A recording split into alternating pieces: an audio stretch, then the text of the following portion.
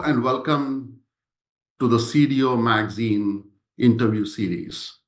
I am Vasant Eswarachari, partner from Guidehouse. Today I have the pleasure of speaking with Kiran Mysore, Chief Data and Analytics Officer at Sutter Health. Hello, Kiran. Hi, Vasant. Good to see you. Thank you so much for joining us today. Absolutely. We are really honored. I think the way I look at this, Kiran, from your journey has been for the last 25 years, which spans healthcare, technology, and consulting, your track record of modernizing healthcare across industries is fascinating, which includes Apple, Medtronic, as well as Sutter Health. I think the way I understand from this is the current state of healthcare industry has been transforming. I want to understand from you, with the emphasis on data and AI-driven technologies, how do you see the current state of healthcare as well as the evolution of this, if you will? It's a great question, Vasant. I've been very fortunate to be in the space of healthcare for a few years now.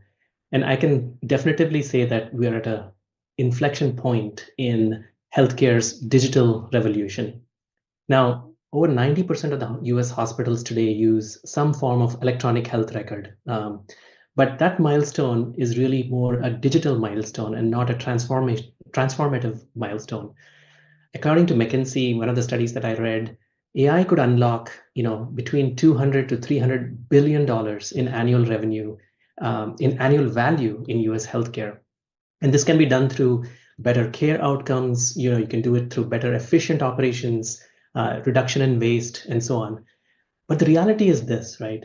We're only capturing about 15% of the total possible potential today. And so the question is why? It's certainly not the models and the AI capabilities. It's not the technology.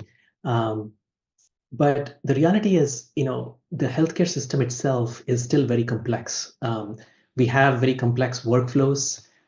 We have very inconsistent clinical processes. The practices vary widely across the board. And we're trying to plug in AI into systems that are not necessarily ready for it. So that's one key trend that I see. The other one I see across the industry is the explosion of AI pilots, right? So, everywhere you look around, there are a lot of pilots being done, which is great, but very few of them are actually scaled deployments.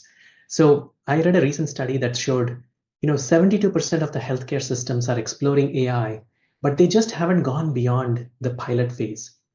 And again, the reason for this is, again, very obvious. A lot of siloed data, non-standard processes, limited return on investment, and perhaps most importantly, it's a lack of trust. And so this is why AI governance is essential, and this is a trend that I'm seeing in the industry as well. A recent study found that organizations with mature governance, AI governance, are about 2.3 times more likely to scale AI and actually deploy successful AI initiatives. And this stat has actually played out in our own experience at Sutter Health. Without clear guardrails, AI doesn't get traction. So if I zoom out, the opportunity with AI is massive. But in order to move from the promise of AI to real progress and outcomes, we need better workflows. We need better integration of AI into some of the frontline care. We need trust. And I always believe trust grows organically. And as we focus on standardizing the workflows and the deeper integration of AI, I think ability for the frontline workers to be engaged ahead of time in the process will solve the problem of trust, which will help grow it organically. And I think ultimately the goal is to move us from a promise to a real progress. Happens only when trust actually is an overall piece of how we look at the whole spectrum, if you will. Yeah. I think one other topic I want to just touch upon is delivering cost-efficient care. When we look at that, does this imply that there's going to be compromise on quality and or patient experience? How do you balance the act between the two, if you will? So, Vasant, that's a great question, right? And this is actually healthcare's central challenge. how do we deliver more personalized patient-centric care, but we also drive operational efficiency down or high as best as we can. One way we do this, and one way to sort of resolve this challenge, is to redefine how we measure value. One is hospital operating costs have surged, over 20% growth, in the last few years.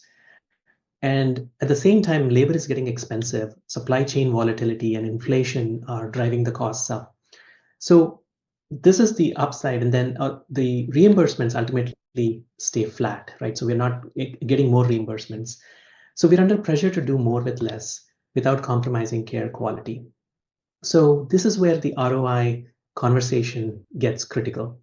In healthcare, we've traditionally measured ROI, or return on investment, in terms of cost savings or revenue capture. But in the world of AI and the world of digital tools, we actually need to go further.